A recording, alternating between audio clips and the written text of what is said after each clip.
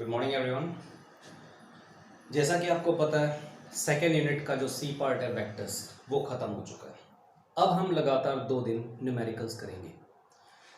मैंने यहाँ पर 4 न्यूमेरिकल्स लिखे हैं और ये चारों न्यूमेरिकल्स किसी एक बच्चे के डाउट्स हैं। आज हम एक बच्चे के डाउट्स लेंगे और ये न्यूमेरिकल्स बहुत इंपॉर्टेंट है और आप सबके लिए हैं। अगला जो लेक्चर होगा उसके अंदर हम वेक्टर्स के 4-5 न्यूमेरिकल्स करेंगे।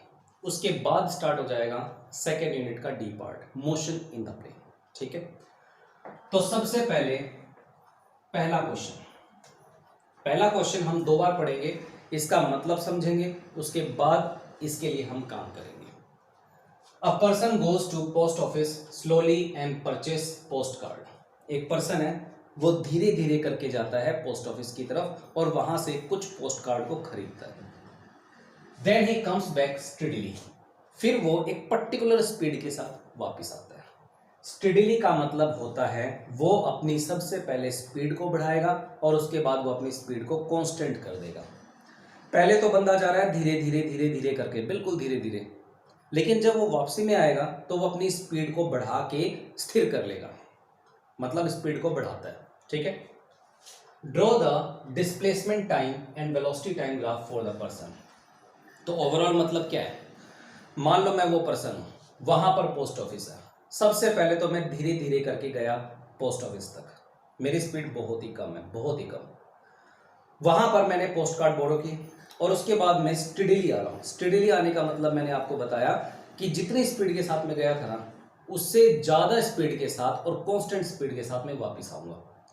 जाते टाइम तो मेरी स्पीड बहुत ही स्लो है, आते टाइम मैंने अपनी स्पीड को बढ़ाया और स्थिर कर लिया, कांस्टेंट कर लिया। ना तो मैं अपनी स्पीड को फिर चेंज करूंगा, ना कम करूंगा, ना ज्यादा करूंगा, कांस्टेंट स्पीड के साथ, बढ़ी हुई स्पीड के साथ वापस आऊंगा। तो इस सिचुएशन के लिए हमें डिस्प्लेसमेंट टाइम और वेलोसिटी टाइम ये 2 ग्राफ बनाने हैं। ठीक है, सबसे पहले बात आती है डिस्प्लेसमेंट टाइम ग्राफ की। हमेशा याद रखना एक्स एक्सिस के अंदर टाइम होता है और वाई एक्सिस के अंदर डिस्प्लेसमेंट होता है। यहां पर तो हम करेंगे डिस्प्लेसमेंट और टाइम के बीच का ग्राफ और यहां पर हम करेंगे वेलोसिटी और टाइम के बीच का ग्राफ। हमें 2 ग्राफ चाहिए। सबसे पहली बात, जब वो पर्सन एक जगह से पोस्ट ऑफिस की तरफ जाएगा तो टाइम तो बढ़ता जाएगा। ठीक है, टाइम बढ़ता जाएगा, डिस्प्लेसमेंट भी बढ़ता जाएगा। जब वो वापस आएगा तो भी टाइम बढ़ेगा और डिस्प्लेसमेंट भी बढ़ेगा। तो यहां पर जब t = 0 होता है तो पर्सन अपनी जगह पर खड़ा है, लेकिन जैसे जैसे टाइम बढ़ता जाता है वैसे वैसे करके उसका डिस्प्लेसमेंट भी बढ़ता जाता है। टाइम और बढ़ेगा, डिस्प्लेसमेंट और बढ़ेगा, टाइम और बढ़ेगा, डिस्प्लेसमेंट और बढ़ेगा, टाइम और बढ़ता है, डिस्प्लेसमेंट और ज्यादा बढ़ जाता है। कहीं ना कहीं जाके पोस्ट ऑफिस आ जाता है। मतलब यहां से लेकर यहां तक का जो ग्राफ मैंने जो स्ट्रेट लाइन जो बनाया है उसका क्या मतलब है, वो पर्सन धीरे धीरे करके जा रहा है, मतलब टाइम ज्यादा लग रहा है, डिस्प्लेसमेंट कम हो रही है, इसका ये मतलब है। ठीक है, अगर वो पर्सन यहां से पोस्ट ऑफिस की तरफ जा रहा है, धीरे धीरे जा रहा है, तो टाइम लगेगा ज्यादा, डिस्प्लेसमेंट होगी कम। तो यहां पर टाइम बहुत ज्यादा लग गया। कितना लग गया टाइम? इतना। डिस्प्लेसमेंट उसके हिसाब से थोड़ा हुआ। ठीक है, अब यहां पे पोस्ट ऑफिस आ गया। अब वो पोस्ट ऑफिस से पोस्ट कार्ड लेगा, वहां पर उसको रुकना पड़ेगा 1 मिनट, 2 मिनट, 3 मिनट, 4 मिनट, कुछ तो रुकेगा। मतलब टाइम बढ़ेगा लेकिन उसका डिस्प्लेसमेंट नहीं होगा जब तक वो पोस्ट ऑफिस में है। यहां से टाइम इतना हो गया तो उसका डिस्प्लेसमेंट उतना ही है, सेम। टाइम यहां से इतना हो गया तो भी उसका डिस्प्लेसमेंट उतना ही है। टाइम यहां से इतना हो गया तो भी डिस्प्लेसमेंट उतना ही है। मतलब यहां से लेकर यहां तक टाइम बढ़ता जा रहा है लेकिन वो तो बंदा पोस्ट ऑफिस में खड़ा है, डिस्प्लेसमेंट तो उसका 0 है। डिस्प्लेसमेंट इतना ही होगा जितना पहले था, मतलब इतना। क्लियर है? अब बात है वापस आने की। जब टाइम इतना हो जाता है तो उसके बाद वो स्टेडली वापस आता है। स्टेडली वापस आने का मतलब है वो अपनी स्पीड को बढ़ाएगा और कांस्टेंट स्पीड के साथ वापस आएगा। अब सीधी सी बात है, जब वो अपनी स्पीड को बढ़ाता है तो टाइम कम लगना चाहिए, घर पहुंचने में लगना चाहिए ना। तो इसके लिए जो ग्राफ है वो नीचे की तरफ होगा, ऐसे होगा। अब यहां से लेकर अगर मैं यहां तक देखूं तो टाइम तो लगातार बढ़ता जा रहा है, लेकिन वापसी आ रहा है। वापसी आने का मतलब ग्राफ नीचे की तरफ होगा। अब यहां पे वापसी आएगा और फाइनली वो फाइनल टाइम के ऊपर अगर वो घर आ जाता है तो इसका मतलब उसका डिस्प्लेसमेंट इतने टाइम के बाद कितना हो गया, 0। यहां से पोस्ट ऑफिस गया, पोस्ट ऑफिस से दोबारा घर आया तो डिस्प्लेसमेंट तो 0 ही होगा। t is equal to 0 time के ऊपर बंदा यहां पर खड़ा था, डिस्प्लेसमेंट 0 था। t is equal to final time के ऊपर बंदा घर पे आ गया तो भी डिस्प्लेसमेंट 0 है। ठीक है, ये तो हो गया ग्राफ। लेकिन अगर आप इस ग्राफ को ध्यान से देखो तो ग्राफ के अंदर बहुत सारी चीजें छिपी हुई हैं। क्या क्या चीजें छिपी हुई हैं? इन दो वर्ड्स को पकड़ो, एक तो स्लोली और एक स्टेडीली। स्लोली का मतलब होता है बंदा बहुत धीरे धीरे करके जा रहा है, टाइम ज्यादा लगेगा, डिस्प्लेसमेंट कम होगा, वेलोसिटी कम होगी, यही मतलब होगा। एक बात, पिछले जो पैराग्राफ थे, जो पिछले जो हमने कंसेप्ट्स किए, उन कंसेप्ट के अकॉर्डिंग क्या है कि अगर डिस्प्लेसमेंट और टाइम के बीच का अगर आपको ग्राफ गिवन हो, ठीक है, अब जैसे कि हमें ओ ए बी सी, ओ से लेकर ए तक हमें ग्राफ गिवन है, फिर हमें बी से लेकर सी तक ग्राफ गिवन है, ओ से लेकर ए जो ग्राफ है वो इसके लिए है, बंदा स्लोली पोस्ट ऑफिस की तरफ जा रहा है। ए से लेकर बी तक का जो ग्राफ है वो तब के लिए है जब वो पोस्ट ऑफिस के अंदर पहुंच चुका है। बी से लेकर सी तक का ग्राफ तब के लिए है जब वो पोस्ट ऑफिस से वापस आ रहा है, वो भी स्टेडीली। अब यहां से यहां तक का अगर हम ग्राफ ड्रॉ करेंगे तो इसके लिए हमें स्लोप लेना पड़ेगा अगर हमें वेलोसिटी निकालनी है। तो अगर मैं ओ ए का स्लोप लेता हूं तो ये हमें ओ और ए के बीच में वेलोसिटी दे देगा। अब यहां पर जो वेलोसिटी है वो लेस होनी चाहिए अकॉर्डिंग टू क्वेश्चन, और यहां से लेकर यहां तक जो वेलोसिटी है वो मोर होनी चाहिए अकॉर्डिंग टू क्वेश्चन। ठीक है, अब यहां पर वेलोसिटी लेस कैसे होगी? ओ और ए के बीच में वेलोसिटी लेस कब होगी? जो स्लोप है, अगर मैं एक लाइन का स्लोप ले लूं, स्लोप क्या होता है? Perpendicular upon base. ये परपेंडिकुलर क्या है? डिस्प्लेसमेंट। बेस क्या है? टाइम। डिस्प्लेसमेंट बाय टाइम हमें क्या देगा? वेलोसिटी। ठीक है, तो यहां पे अगर मैं स्लोप का फॉर्मूला लिखूं, डिस्प्लेसमेंट बाय टाइम, यही होगा, जो कि हमें क्या देगा? वेलोसिटी। अब यहां पर वेलोसिटी कम है, अगर वेलोसिटी कम है तो इसका मतलब टाइम ज्यादा लग रहा है, टाइम ज्यादा लग रहा है इसका मतलब स्लोप कम है। तो यहां O और A के बीच में स्लोप कम होना चाहिए, टाइम ज्यादा लगेगा, डिस्प्लेसमेंट कम होगा, वेलोसिटी कम होगी। लेकिन अगर मैं B और C के बीच में देखूं, वो तो स्टेडीली आ रहा है, फास्टली आ रहा है, कॉन्स्टेंटली आ रहा है, तो यहां पे जो टाइम है और यहां पे जो टाइम है उन दोनों में बहुत अंतर है। शुरुआत में जाते टाइम तो टाइम ज्यादा लगा और आते टाइम जो टाइम है वो बहुत कम लगा, क्योंकि स्टेडीली आ रहा है ना, वो स्लोप इसका ज्यादा होगा। यहां पर जो स्लोप है इस ग्राफ का, बीसी ग्राफ का, वो ज्यादा होगा। वेलोसिटी ज्यादा होती है तो स्लोप ज्यादा है, वेलोसिटी कम है तो स्लोप कम है। अब यहां पर देख सकते हो, स्लोप का मतलब डिस्प्लेसमेंट बाय टाइम, ये है डिस्प्लेसमेंट, ये है टाइम। टाइम कम होगा तो स्लोप ज्यादा होगा। तो इसलिए मैं O और A के बीच का जब ग्राफ बनाता हूं और B और C के बीच का जब ग्राफ बनाता हूं तो अंतर रखता हूं टाइम का। स्लोली का मतलब होता है टाइम ज्यादा, स्टेडीली का मतलब होता है टाइम कम, इसलिए ग्राफ ऐसे जाके ऐसे और फिर ऐसे है। ठीक है, ये तो हो गया डिस्प्लेसमेंट और टाइम के बीच का ग्राफ। अब बात है वेलोसिटी और टाइम के बीच का ग्राफ। सबसे पहले मैं इसका ग्राफ बनाता हूं, उसके बाद हम इसको समझेंगे।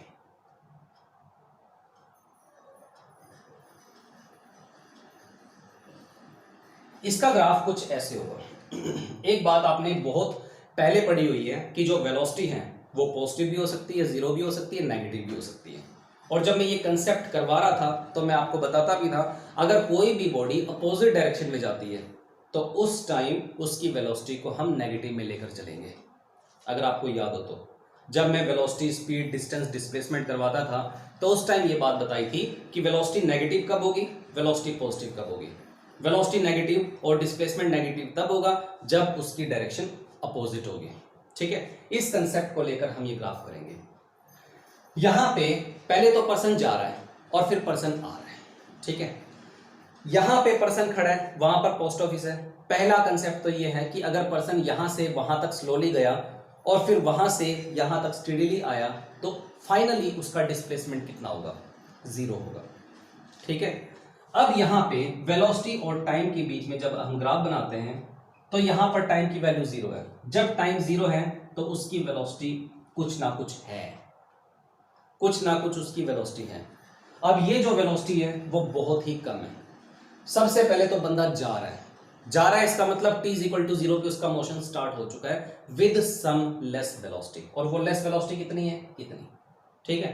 अब वो धीरे धीरे करके जाएगा, धीरे धीरे करके जाने का मतलब है जैसे जैसे टाइम बढ़ता जा रहा है वैसे वैसे उसकी जो वेलोसिटी है वो सेम है।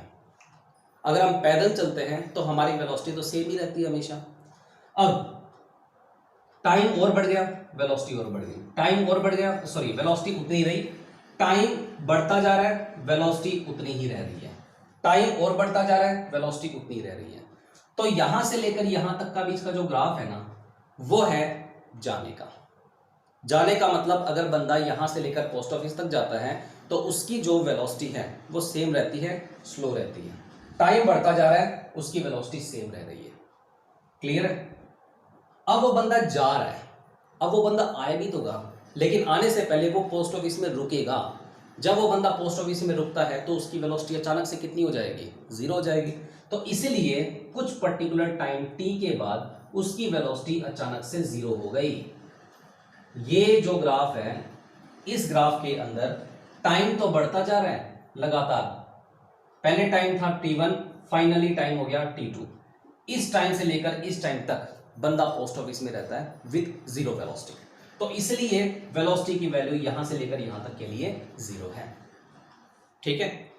उसके बाद वो वापस आएगा। वापस आने का मतलब है डायरेक्शन अपोजिट।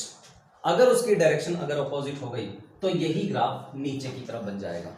डायरेक्शन अपोजिट होने का मतलब वेलोसिटी नेगेटिव। वेलोसिटी नेगेटिव कब होगी, जब हम ये नीचे का ग्राफ बनाएंगे। नीचे ही तो वेलोसिटी नेगेटिव होती है, इसलिए हमने सेम ग्राफ यहां पर बनाया। जब वो वापस आ रहा है तो ज्यादा वेलोसिटी के साथ आ रहा है, ठीक है।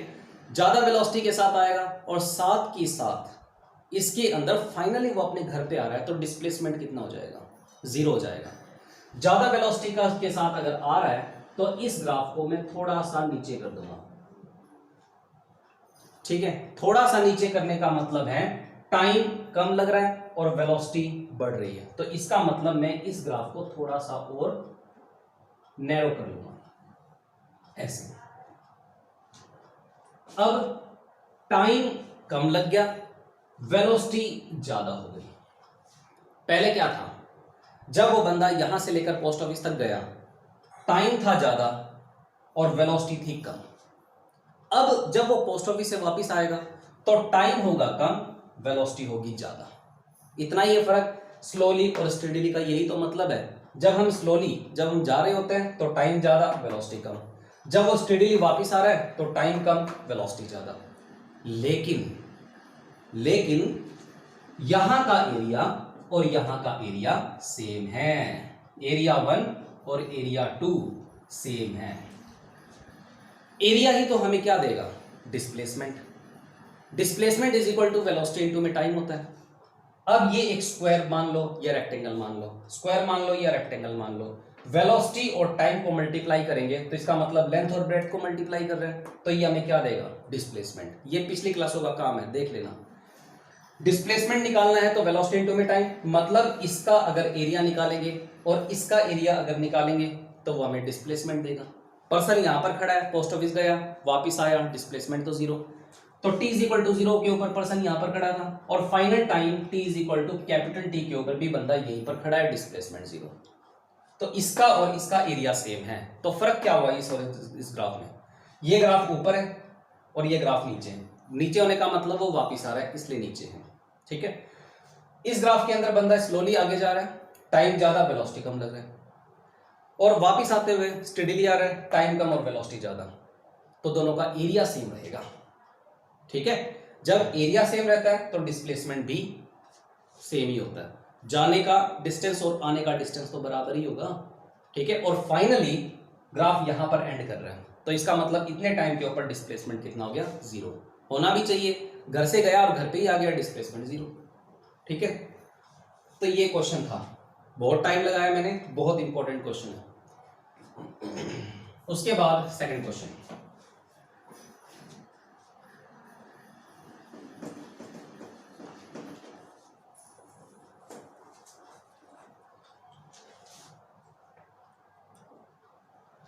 Can dv by dt is equal to zero while dv by dt is not equal to zero.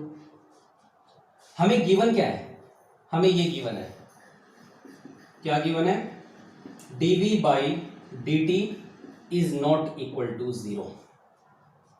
ठीक है, और हमें प्रूव क्या करना है, वी हैव टू प्रूव, क्या करना है, dv by dt is equal to zero. ये चीज पॉसिबल है या नहीं, मतलब यस और नो में हमें आंसर देना है, अगर ये चीज हमें गिवन है तो। अब सबसे पहले तो इसके अंदर जो पॉइंट्स है वो बता रहा हूं। v का मतलब वेलोसिटी, तो dv by dt क्या हुआ, rate of change of velocity, जो कि हमें एक्सेलरेशन देगा। ठीक है, ये जो निशान है इसको हम बोलते हैं magnitude, modulus.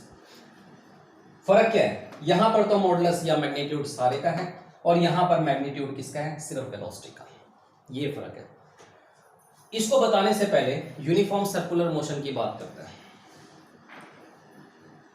Uniform circular motion 9th class का कंसेप्ट है। क्या होता है, मान लो एक रस्सी है, ये रस्सी है, यहां पर मैंने रस्सी को पकड़ा हुआ है और यहां पर पत्थर बंधा हुआ है, मैं इसको घुमाए जा रहा हूं, वो भी यूनिफॉर्म मोशन में। ठीक है, रस्सी है, रस्सी के साथ पत्थर बंधा हुआ है और हम उसको ऐसे घुमा रहे हैं, और इसका जो मोशन है वो यूनिफॉर्म सर्कुलर मोशन कहलाएगा। फर्क क्या है, यूनिफॉर्म सर्कुलर मोशन के अंदर जब पत्थर यहां पर होता है तो उसकी वेलोसिटी ये होती है, जब पत्थर घूम के यहां पर आ जाता है तो उसकी वेलोसिटी ये होती है, जब पत्थर घूम के यहां पर आ जाता है तो वेलोसिटी ये होती है, जब पत्थर घूम के यहां पर आ जाता है तो वेलोसिटी ये हो जाती है। मतलब हर पॉइंट के ऊपर डायरेक्शन चेंज होती है। पत्थर की डायरेक्शन इस पॉइंट के ऊपर ये है, इस पॉइंट के ऊपर ये, इस पॉइंट के ऊपर ये, इस पॉइंट के ऊपर ये, और डायरेक्शन के ऊपर कौन डिपेंड करता है, वेलोसिटी या स्पीड, वेलोसिटी। तो अगर डायरेक्शन चेंज हो रही है हर पॉइंट के ऊपर, तो हर पॉइंट के ऊपर वेलोसिटी भी तो चेंज होगी, होगी ना। लेकिन वेलोसिटी का जो मैग्नीट्यूड होता है, दोबारा सुनो, वेलोसिटी का जो मैग्नीट्यूड होता है, वेलोसिटी का मैग्नीट्यूड वो हमें क्या देगा, स्पीड। हर पॉइंट के ऊपर जो वेलोसिटी है वो चेंज हो रही है डायरेक्शन चेंज होने के हिसाब से, लेकिन हर पॉइंट के ऊपर जो स्पीड है, वेलोसिटी का मैग्नीट्यूड, वो सेम रहेगा। यही पढ़ा था हमने लोअर क्लासेस में। इस कंसेप्ट को लेकर इन दोनों कंसेप्ट को सॉल्व करते हैं। यहां पे हमें गिवन क्या है, गिवन ये है कि rate of change of velocity का मैग्नीट्यूड वो नॉट इक्वल टू जीरो है, ये चीज हमें गिवन है। अब ध्यान से देखना, इसको मैं मिटा देता हूं एक बार।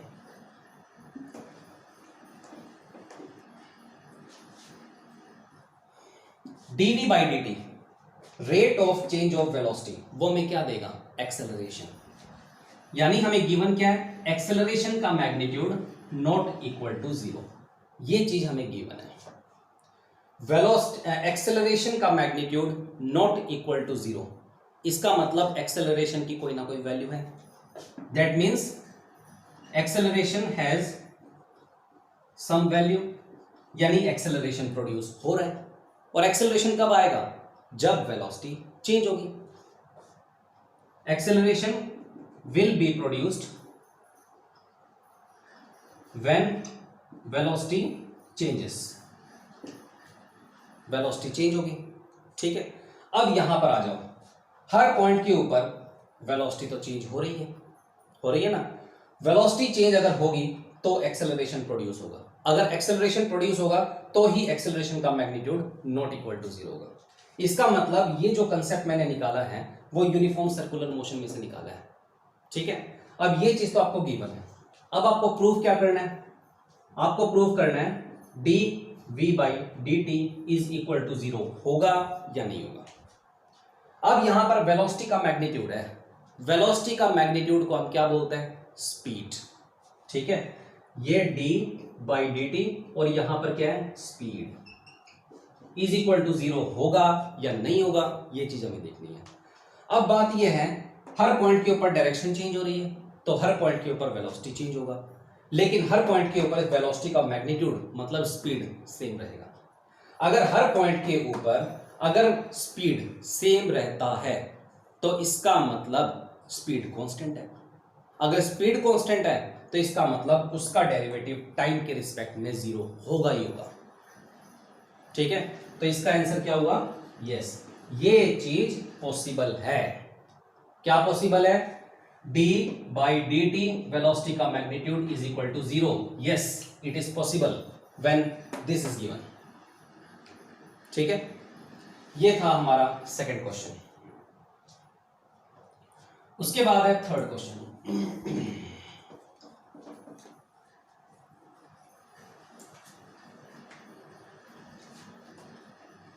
थर्ड क्वेश्चन एक 5th यूनिट का ही पार्ट है और जनरल पार्ट भी है। What will be the velocity of the particle when it reverses its direction of motion? एक सिंपल सी बात है, ये आप घर पे भी कर सकते हो। मान लो ये पेन है, इसको मैं ऊपर उछाल देता हूं। जब ये ऊपर जाएगा तो इसकी कोई ना कोई ऊपर की तरफ वेलोसिटी होगी, लेकिन जब वो नीचे आएगा तो वो 1 सेकंड के लिए अपनी जगह पे रुकेगा। जब वो अपनी एक जगह पर रुकेगा तो इसका मतलब वहां पर वेलोसिटी कितनी होगी? 0 होगी। ये 0 को अप्रोच करेगी। ठीक है, अब यही चीज मैं आपको बोर्ड के ऊपर बना के दिखा रहा हूं। ये ग्राउंड है, यहां पर एक पर्सन खड़ा है पत्थर लेके। उस पर्सन ने पत्थर को ऊपर फेंक दिया। ठीक है, वो पत्थर ऊपर जा रहा है। लेट कर लिया ये पत्थर हद से हद यहां पर जा सकता है, यहां तक जा सकता है। कितनी हाइट तक? h हाइट तक। उसके बाद इस पत्थर को नीचे आना है। जब वो पत्थर ऊपर जा रहा था तो इसका मतलब उसकी कोई ना कोई वेलोसिटी थी, तभी तो ऊपर जा रहा था। अब वो पत्थर यहां से नीचे आएगा तो इसका मतलब वो नीचे क्यों आ रहा है? क्योंकि इसके ऊपर जाने की वेलोसिटी 0 हो गई, तभी तो वो नीचे आएगा, तभी तो ग्रेविटी इसको पुल करेगी। तो जब हाईएस्ट पॉइंट तक पहुंचता है, ये कौन सा पॉइंट है? Highest point. तो हाईएस्ट पॉइंट के ऊपर वेलोसिटी या तो 0 होती है या अप्रोच करती है, approaches to 0।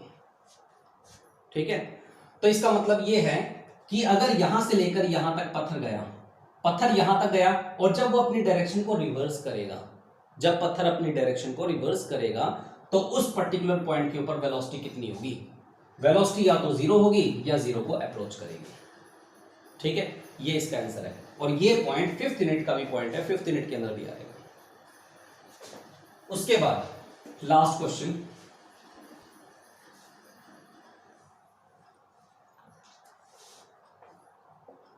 Resolution of vectors के ऊपर ये क्वेश्चन। A force is inclined at 60 degree to the horizontal.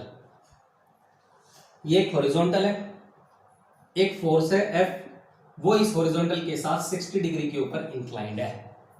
ठीक है, इसको हम बोलते हैं F फोर्स। और ये F फोर्स धरती के साथ या हॉरिजॉन्टल के साथ 60 डिग्री के ऊपर इंक्लाइंड है। ये चीज हमें गिवन है। If the horizontal component of the force is 40 Newton. Horizontal component ये होता है, वर्टिकल कंपोनेंट ये होता है। हमें हॉरिजॉन्टल कंपोनेंट कितना गिवन है? 40 न्यूटन। ठीक है, कैलकुलेट द वर्टिकल कंपोनेंट। ये vertical component of the force ये हमें निकालना है।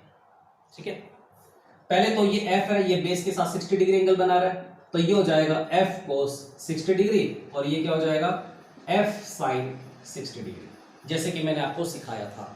अब यहाँ पर थीटा नहीं है, 60 है, तो 60 लिख दिया। ये F cos 60, ये F sin 60, ये हॉरिजॉन्टल कंपोनेंट, ये वर्टिकल कंपोनेंट। ठीक है, अब आपको हॉरिजॉन्टल कंपोनेंट कितना गिवन है? 40 न्यूटन।